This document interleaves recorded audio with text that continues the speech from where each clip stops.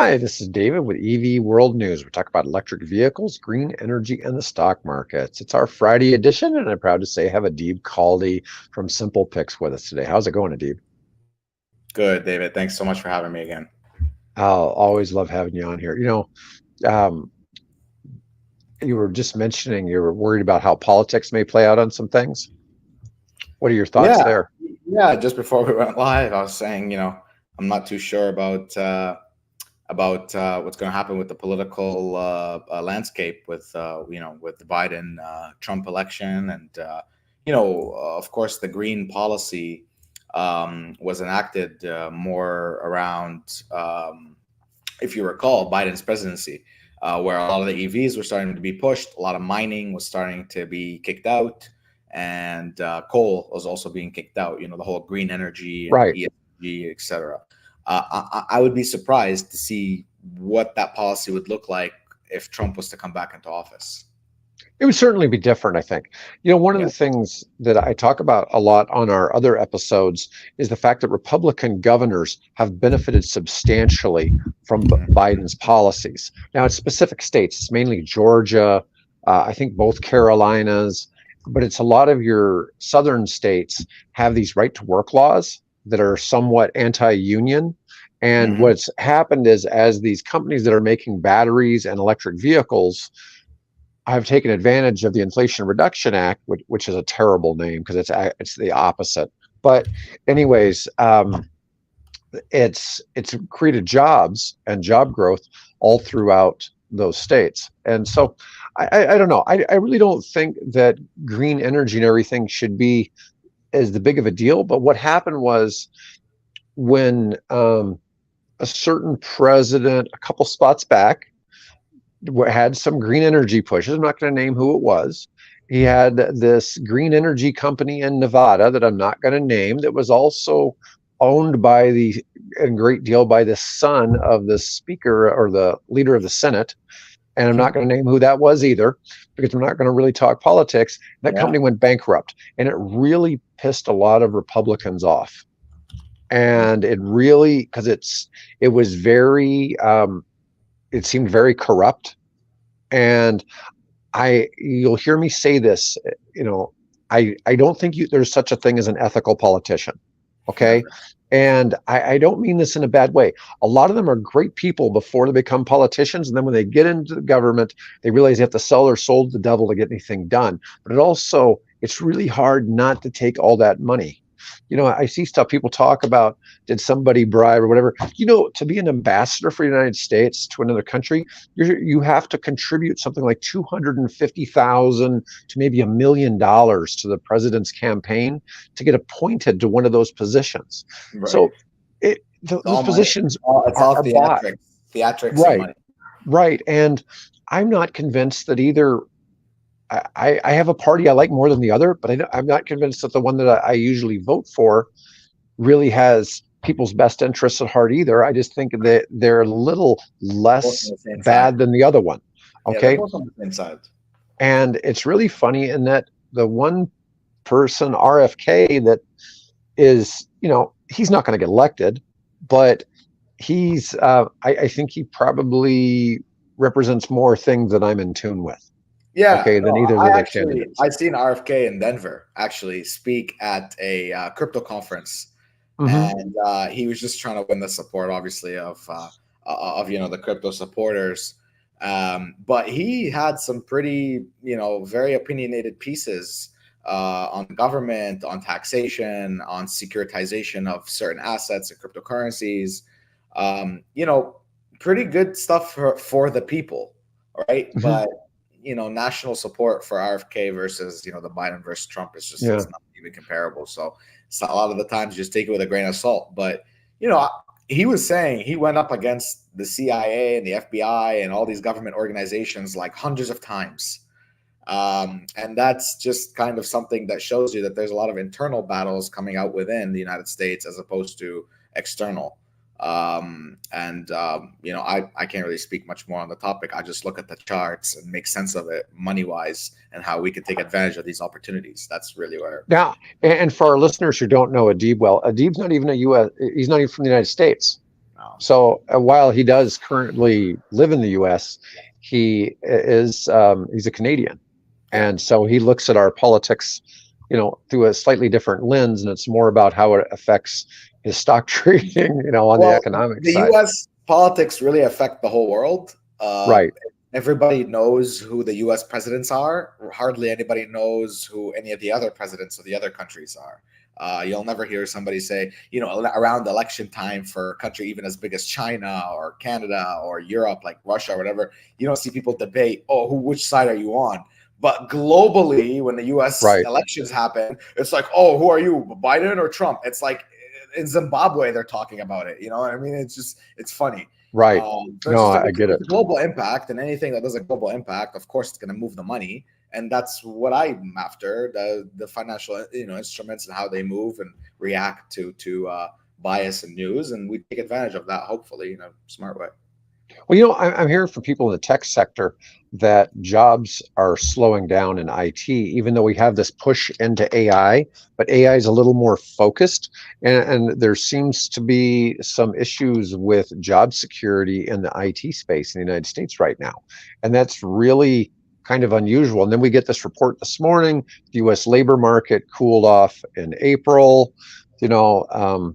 So maybe, we keep hoping for more rate cuts. If there's a rate cut, stock market, Absolutely. zooms, right? We know this. Absolutely. This isn't rocket Well, they science. confirmed there's no more rate hikes. Yes. Now they need to manage inflation before they do rate cuts. I don't think there's going to be any rate cuts this June or July. I think that's when the set date is for. Hmm. But I could be wrong. I just don't see the market being, I guess, cool enough for us to do that. No, I get it. All right. Well, let's go ahead and get into our stocks. Let's just start out with SPY to start with, just to kind of get warmed up. Sure. And I've seen you shorting SPY in the Discord group, um, Um, when I'm paying attention. yes. I mean, sorry, I'm not even prepared, David. You're okay. You're okay. We're at Yeah, I mean, 511 right now. I've had a short bias since coming on your show about a month Hmm. ago. So I think we Yeah. came on your show April 2nd, and I had put a short call bias on the S&P 500. It's done very well since then. Probably did like 200 points to start for people. If you shorted it again near 510 or 515, you would have got another 150 points out of it. So the short bias has won so far. The markets are up today. I think it's more so of like a retaliationary candle. The way I like to call it is like it's an inside technical day or week rather.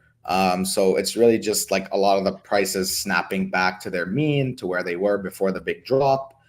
They're still down. The S&P is still down about 100 points since where we entered short, even at today, where it's pumped like about 50 points. So all in all, tell me if you can see that. Yes. Yeah. So all in all, I mean, this candle here on the week, went as far down as 499 or 5,000 on the S&P 500 or 5,000 on the SPY. And it's reversed, as you can see here. Obviously, we had FOMC meeting where Hmm. Powell was a little bit more, I guess, dovish in a way, indicating that there's no more rate hikes. That would probably signal to why the market has kind of been bought up, in my opinion. But I think it's just kind of like, as I said, it's a retaliationary reversion here to the mean, which a lot of the trading that's happened over a 1, 2, 3, 4 week period was just near that 520 mark. I think this whole zone right here, as I've noted out before, is where people want to start building their short positions. As I've mentioned again over a month ago, this is the short zone. That's just what I'm seeing. But obviously, like the market's irrational. It can stay irrational longer than what they say. The individual can stay solvent. So obviously, we saw the break and the major move be cemented here when we literally got on your show and started shorting the market. I'm not really interested in doing anything right now on the S&P. I'm happy to let it float back up here to my short target and then reevaluate. So right now, I think it's just an inside candle. It's probably just going to float in place here in this zone. and see some stocks adjust or readjust. But So each time very, it very hits five, soon, we're going to have to make a move here, David. And so yeah, so when it breaks 520 is when you start looking to enter a short right now. when it hits 520, 519, 521, 522, I mean, I'll short this all the way up to the top of this channel here, so just a little above this top candle, so all the way to 525, 527. I would be happy to short up until there. I think I'd have a much better outcome than to be long on such an overextension. I mean, since October of this year, which, by the way, we also called on our public channels, it's been on a tear. As you can see, the S&P has been on an absolute tear. It's gained well over 35% since then, or 30% since then. So it's time for some cool off. And I think this is where the market's going to start, kind of tapping into these upper fib levels here, which is, again, reverting to the mean, as I said, where things were trading, and then kind of find itself back down. So, more so we're in a bearish stance right now. Obviously, that can change. Fundamental news and being near all-time highs on the S&P. I mean, this is the highest it's ever been. Most certainly could prove to be, give us a little bit more of a higher zone before cooling off. But I think this is a soft landing, is what they like to call it in the U.S. market and the Fed. And I think we're going to have a soft landing. Okay, cool. I was going to ask you, this is kind of a little bit off topic, but it's not really. So last week we talked a little bit about charging station stocks, and we're not going to get into charging station stocks today. I keep trying to review them.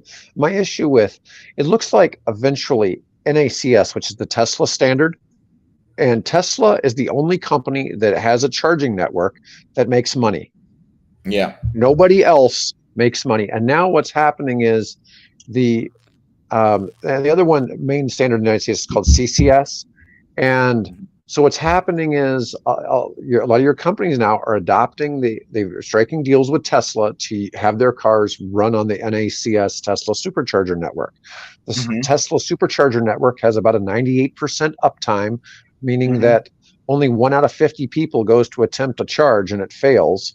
And the others have you have about a 1 in 5 chance of going. And imagine you're on a road trip with an EV and you experience this. And this is what's happened a lot. You see a lot of these horror stories of somebody saying, "Hey, I traveled, the chargers didn't work, and here I am out in the middle of nowhere, and I've got nowhere to charge up." Of course, they could just plug into, they could plug into 110 for a week.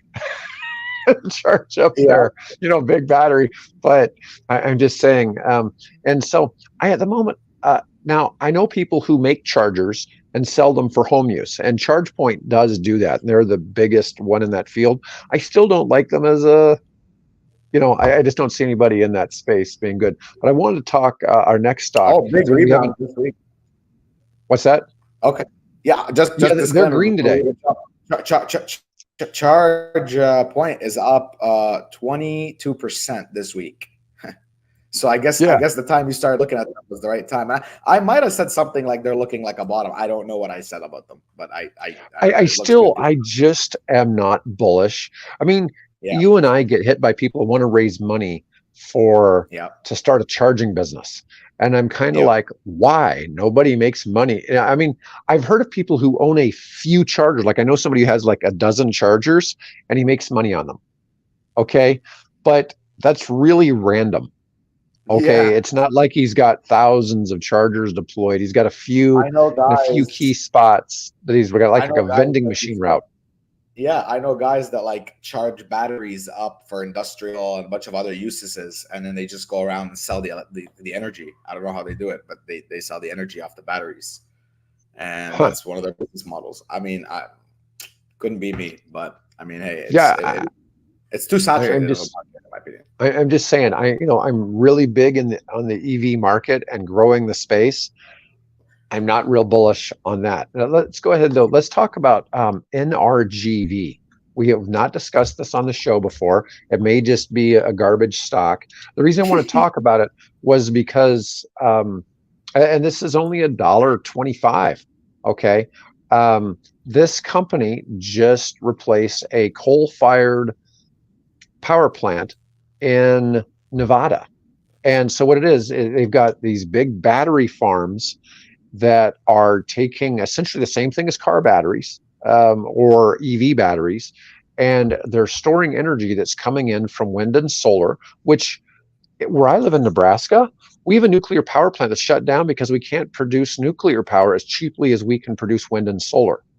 Interesting. Okay, well, I shouldn't really say solar. We don't have a lot of solar here. I have solar, but we don't really have solar farms here. But we do have massive wind projects all over Nebraska and Iowa.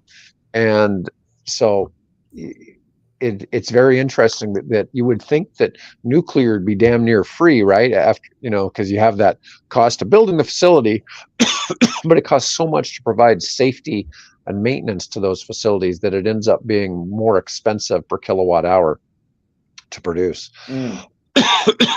Any, Yeah, I and mean, I don't know any history on this.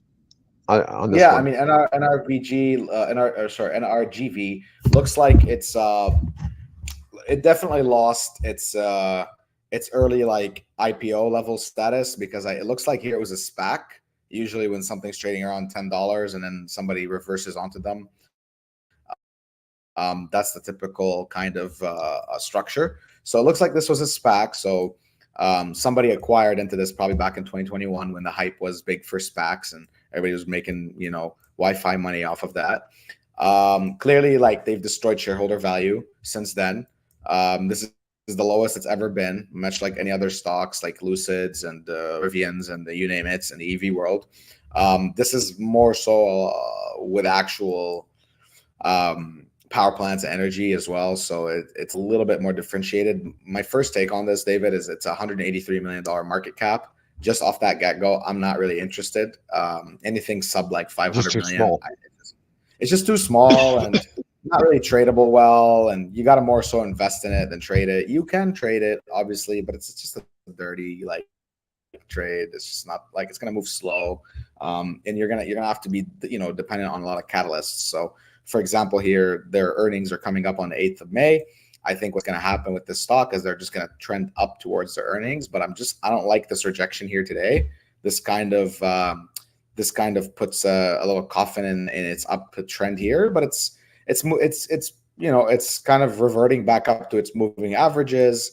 The lower fib levels have held, but obviously these are just getting constructed because there's no lower point for us to look back from.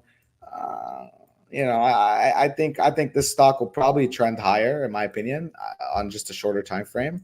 But it's probably all leading up towards the earnings, and it's going to really depend on the earnings. And if you see, they even on the earnings that they beat in, they were barely moving. Like, the stock would beat its earnings report and it would barely move.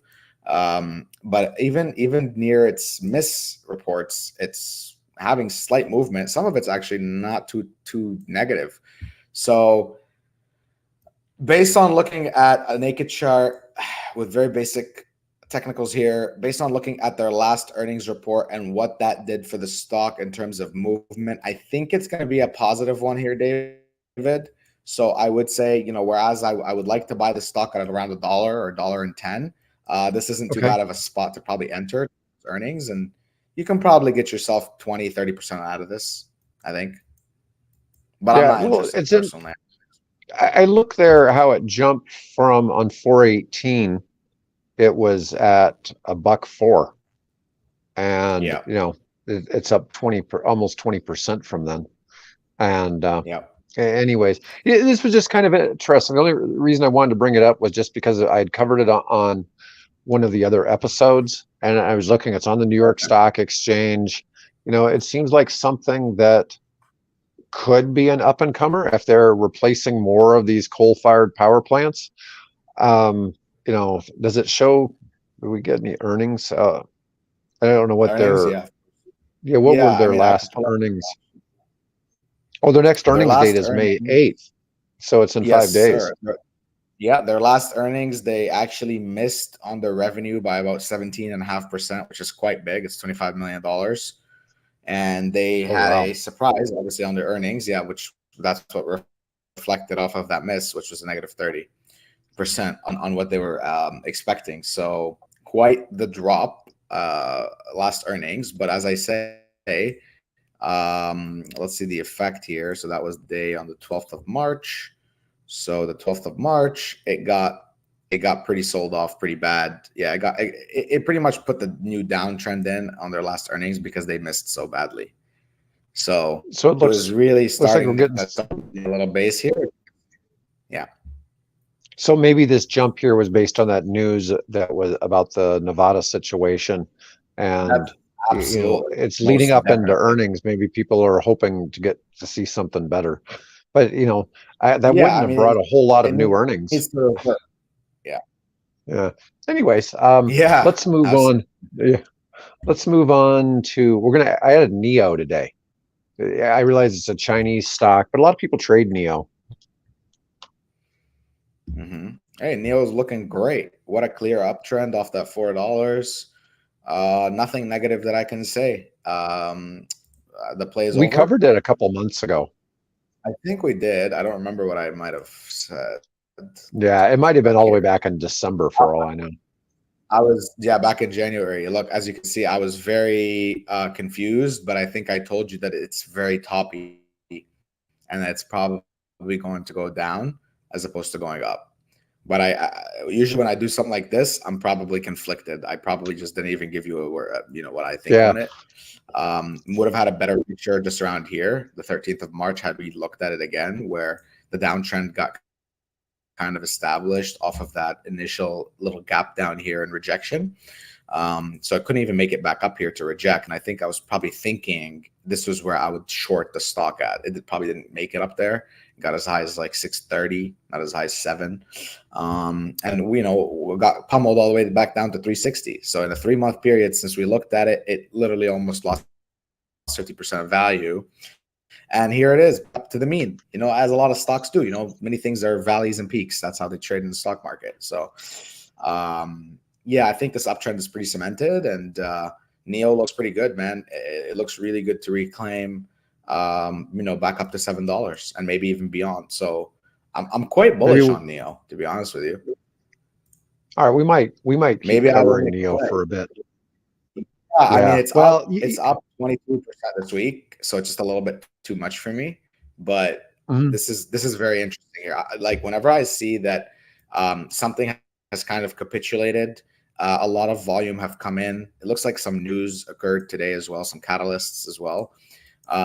That helps bring things back again to the mean. I'm a very, very disciplined type of trader that I just use history to predict the future if that opportunity is given. Well, my future prediction here is that we start trading in this zone here. That was kind of like it was a zone of confusion. And then once the move got put in, the capitulation has happened. Now we're getting more increasing bullish volume. So in my opinion, I would say that probably we will get back into this zone. So anything around $7 or up to $8 and a half, you can probably expect to see in the next coming months, given that Neo does their job and performs without any hiccups that are fundamental hiccups that could potentially like rocket the stock. So, David, I'll please start covering Neo myself and add it here to the list, and potentially would be looking to make a play on it because I always do that. If I say it and mention it and I like it, usually I'll play it.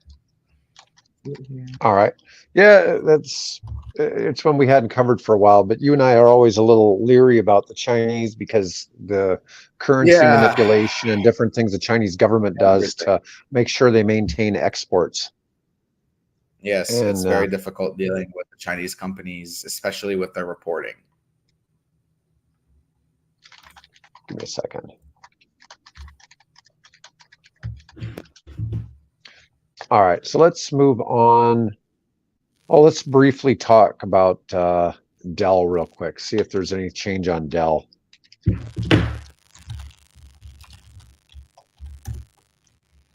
Hey, keeping up with the uptrend here, doing very well.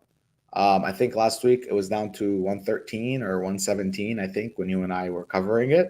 So great recovery this week. It's up, about not 1.5%, 2%. Last week it was up about 9%. Um, I honestly don't have anything to say about Dell. This is neither a long nor a short for me right now. I think it's a little overextended, but the uptrend Okay. is very nice. And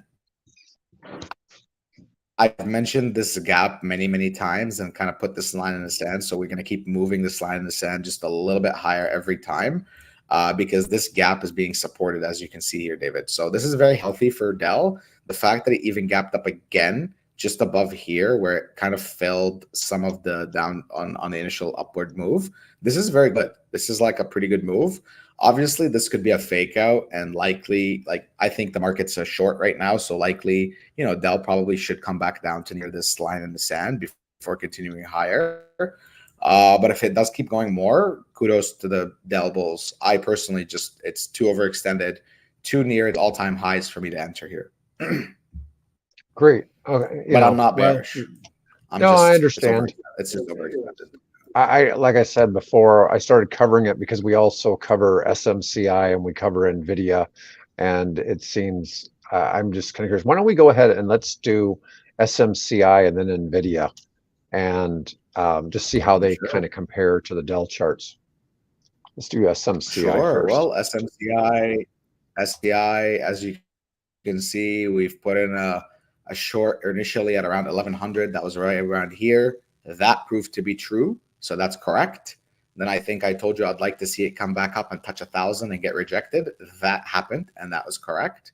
And now we are all the way down to 783. So my price target's very close on this one. Somewhere around the 600. It did go as low as 699, or looks like 680. It went as low as 680.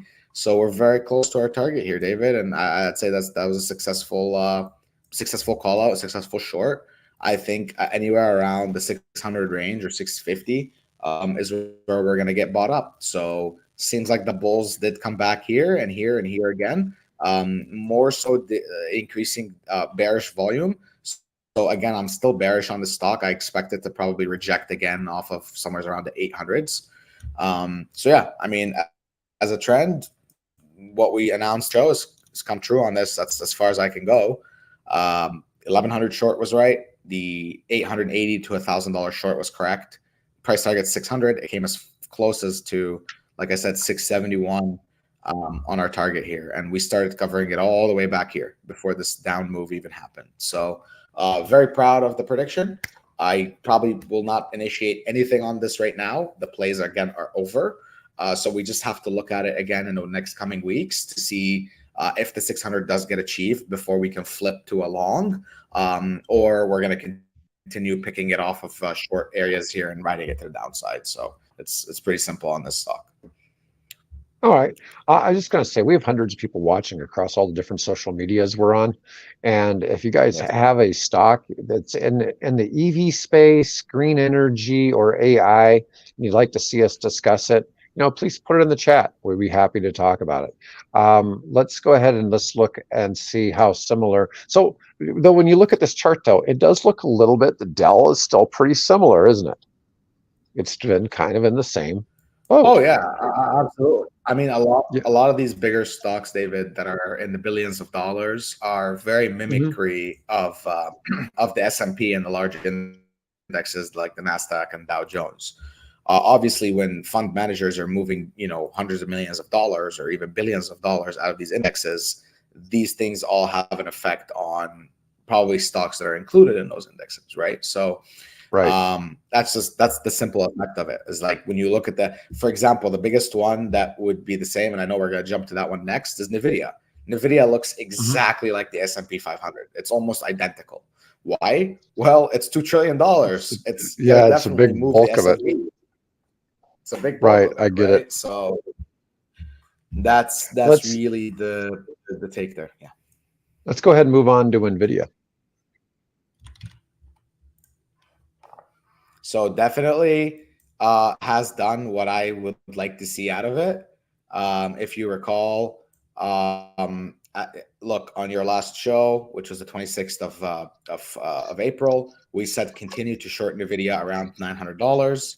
So again, this last week, NVIDIA is also up about 1.5 points. The week before this, it's up 15 points or 15%. But the week before that, it was down about 15% as well. So we're seeing that it's just kind of like, recovering its losses in a way, much like I said with the S&P being an inside week, just kind of reverting to the mean here before we do our move to the next point. So why am I bearish? I'm just seeing that these channels are being topped here. This was our initial short call right around here back in March when you asked me about it. I said this is where we short it. Anybody who did short it at the 900 or 950 up to 950 made money. You took it from 950 all the way Oh down to yeah. 750.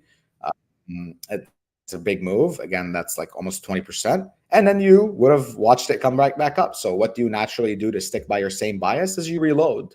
Why would I not reload on a day like today? Well, let's let the candle finish itself. Let's see what next week brings. And as long as these zones all hold, then yes, excuse me, you begin making your short positions. There's no reason for anybody to want to buy against the trend. So if this week the trend is green and everything is moving back higher, reverting to the mean, even though it's not a great green, it's still giving those gains to revert back.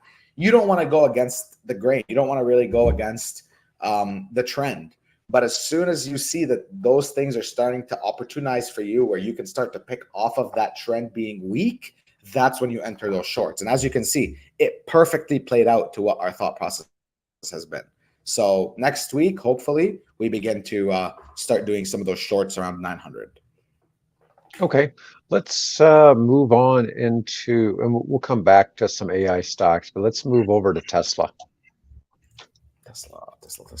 Tesla bulls are happy this week. So Depends on the day, Tesla, right? yeah. I mean, look, man, last week, I think you remember I was starting to lose hope in Tesla because I told you that it broke outside my lines. And this was long-term support for the downtrend on Tesla here to get bought back up.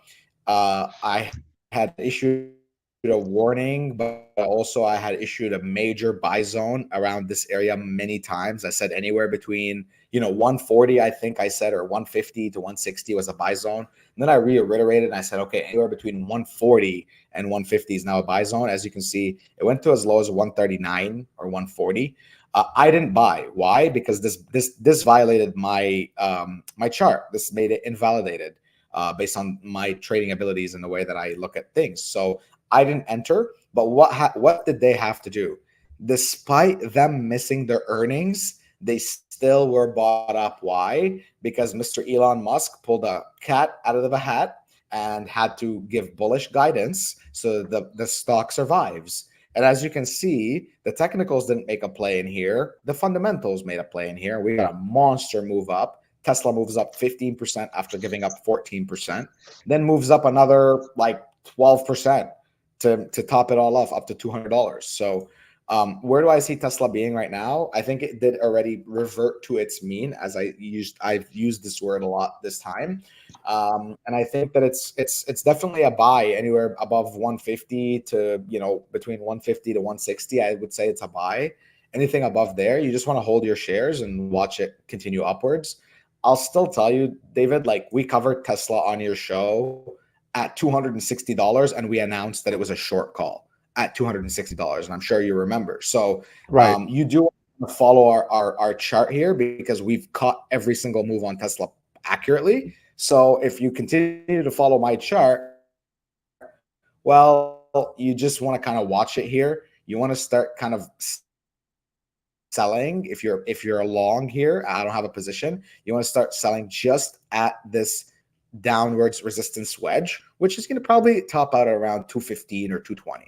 So until then, it's got a better chance of going higher than it has a chance of reversing back down to this 140. I think the bottom is really in, but I could obviously be mistaken. And at this time, I don't have a position in Tesla. I have some shares that are very long-term positions, but they're not related to this sequence here in the last 6 months. So, what's interesting, Tesla seems to follow what is Musk doing today. The stock. If people are happy with what Yeah. he's doing today, they're happy. If they don't like what he's doing today, they're unhappy. And it's really funny how Musk centric this stock is.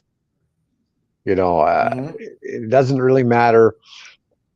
Anything that seems like it could be bad news. I get some of the funniest comments about, EV sales are down and all this, and the funny thing is, it was just Tesla. Tesla dropped their sales a little bit for that one quarter, and the first That's time in 4 years they didn't do as well as they thought. And man, people are like, the sky's falling. And then, but then it was funny because like the next 10 EV sellers in the United States all did better, and so that they all obviously took a little bit of market share from Tesla for a yeah, change, and that's right. that But was it's kind of smaller number. unusual. All Yeah. right, let's go ahead and look at Rivian. See what kind of dumpster fire we Hey, got here today. Rivian's up. Rivian. Like I said, Nice. I mean, I did have those calls. They are now probably zero. What are we today? Oh, May 3rd. So this didn't work out. So we've probably given, I don't know, David, maybe 10 call outs on your show. This is, I would say confidently, this is the first one that might have not worked.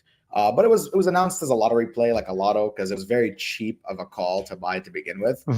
So I am going to say this one did miss. So this one, and again, I love to be transparent. So missed 5/3/2024, and we're gonna put this on the side here, so it'll always be there, so we can remember. But Rivian's up, a good solid 10.5% this week. Last week it was up 5%. So if you recall myself kind of screaming the bottom, there you go. That I think that's held. Like I mentioned a few times that it's playing some games, but I think this is honestly going to hold as a bottom, and likely we are going to see $12 to $14. It's just I was a little bit early, and it might be towards the end of May, not the start of May. I thought it would lead up to the earnings call, which is on the 7th of this month, but it seems like it could be a catalyst at the day that brings it back up to $12. I don't know. I'm not really interested down here because my play has been invalidated. So I usually just watch if my things don't go my way based on the time period that I'm looking at. Quite a big gap for Rivian to fail all the way up to $15.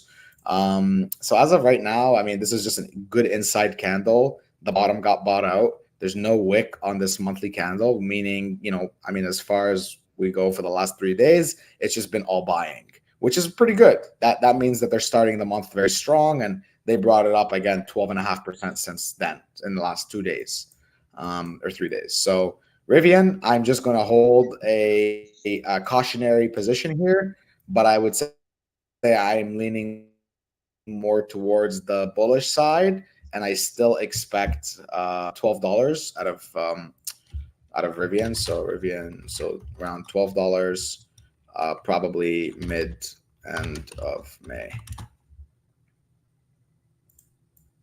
That'd be a pretty sizable increase. Be a nice take. Yeah, that'll be about a 25% rise, depending on the day and time. So, all right. I mean, I'm just not going to action anything on it right now. Yeah, it's moved up too much for me this week. So, like to see it maybe continue, all right, but not going to make a position. Let's go ahead and take a look at Lucid today. I'm not going to get into too much about why I like some of these. I think it rebounded. I think it rebounded. Look at that. Here we go. You see what we did last week on Lucid? It's following it. Yep. It's following the trend. That's all I could say. I am bullish on Lucid. I will keep along the trend. We said buy Lucid $2 to $3. Timeline 1 to 6 months. Price target 46. So be looking at double your position, hopefully on good news. The lowest it's ever hit was last week, where I told you I am still buying, and that was $2.31. And here we are today. We hit as high as $2.90 this week. This whole week it is up 13%. Very, very healthy. I know my long-term portfolio is feeling a lot better right now, and I'm going to continue to hold this. And anywhere up to $3, I'll continue to buy. Above $3, I'll just hold my position. So congrats to all the Lucid supporters and bulls. I will disclaimer, I am still long myself. So I will disclaimer, I am long, and my entry was like around $2.60. Okay, good. Let's see what we've got And I think I next. did that back in, yeah, I think I did that back in around like here, end of March. I think I did it somewhere around the end of March. So I'm just gonna say mid March. Yeah. All right, we're going to jump back over to an AI stock. We're going to go to ISRG. We've been following this one for a couple months. Yeah. Hey, look at that. It's very much so holding off of this area of support that I had mentioned. As you can see, there's been one tap, two tap, three taps all around the 365, 370 zone, and it's gone up. So, I'll keep my same bias on ISRG. I think it's a buy between 265 and 365. Obviously, like that's a high zone, but that's really where you want to like start building your position for a long term. The stock isn't giving anybody a chance to get in. Clearly, it's hitting 369, 370, 364, 363. It's just really not giving many people a chance to get in. And that's the whole point of a bullish stock. You want to buy it up here where it's bullish, you're going to have to pay the premium. And I mean, look, this is a beautiful, beautiful like tap on the bottom side, guys, here. I think it'll continue going higher. Unfortunately, at this time, I would not initiate a position on this myself for anybody, given just it's near its all-time highs. It's only $20 away, which is 5% from its all-time highs. I don't like to buy anything near its all-time highs. I'm sure I've made that very clear. So until it comes to my like near buy zone, anywhere in this area right here, I would buy. Anywhere on this area here, I would just watch. I don't really want to short a strong stock either. So there's just nothing here to be done unless you're building a long-term position. Okay, let's go ahead and let's look at AI, or it's technically C3. Well, we did. Yeah, C3. Well, we did really good on AI. We made a call on your show. I just clipped it for my channel, I think a couple of weeks ago. So it was around $20. And I said, David, this is the time to buy. We did that. We put our money where our mouth was. We bought the, I don't know, I put it somewhere. There it is. We bought the April 19, long between $20 to $26, stop loss $18. Take the $24 call option 2-3 weeks out. We did exactly that, David. But instead of the 24, we took the $25 call. It was a little bit cheaper. And as I mentioned on your show, it's gone up for 200% gain. So that is a very successful call. So success, 200% gain. And that is live on our free Discords and channels or Twitter. You can see it. I'm not sure if I posted it there. But we did really well on AI. So where do I see AI continuing? I think AI might want to cool down just a little bit here. Honestly, like I love this breakout here above this resistance. Like AI is probably going to bulldoze up to $27, and kudos to all the bulls, guys. So I really like it. I may just initiate another play. Maybe stay tuned and follow our free services, and you can see if we make a play on it at the time. Again, this week everything is overextended for me, so we took profits on AI, I think on Monday or Tuesday or something, or last week we did. So we did really well. We're very happy with the play, and I expect AI to go back up to $27 to $28. So I'll even reiterate on this log. So May 3, long target 27, 28, bullish. So nothing to be bearish about here. All right, that was our last AI stock. Let's, oh, my dogs want to hear us discuss Bitcoin. Bitcoin? Oh boy, that's a big one. So they're barking for Bitcoin.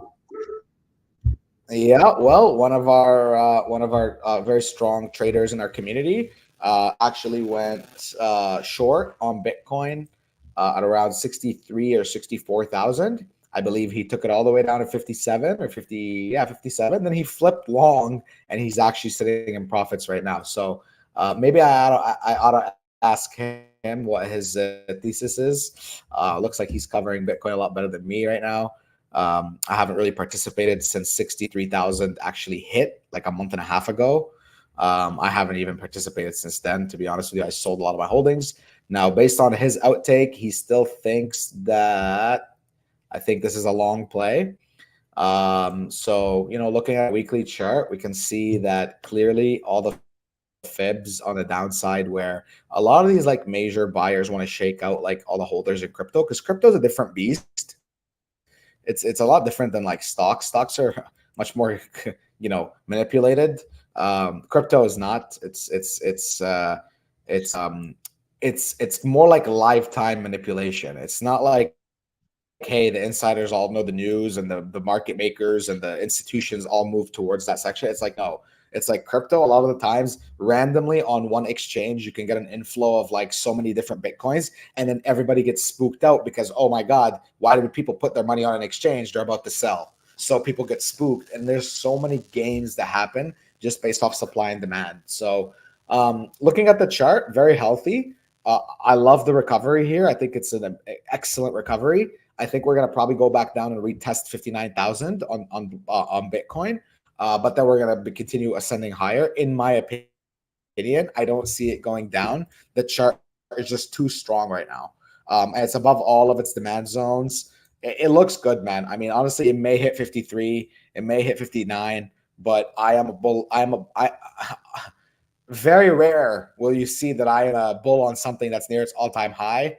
I'm telling you, on Bitcoin, I love it. I think it's going to continue going higher. The market's not going to stop throughout the summertime. All right. So, and our last ticker for today will be ETH.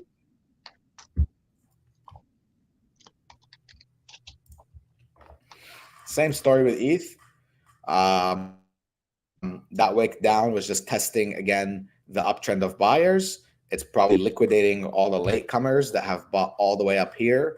If you bought at $4,000 thinking, hey, this is gonna moon, you're down over 25%, 30%. So you're probably capitulating down here. You're probably rethinking this whole crypto thing to yourself. You're probably saying, oh my God, why did I buy up here and now I have to hold the bag for another 2 years?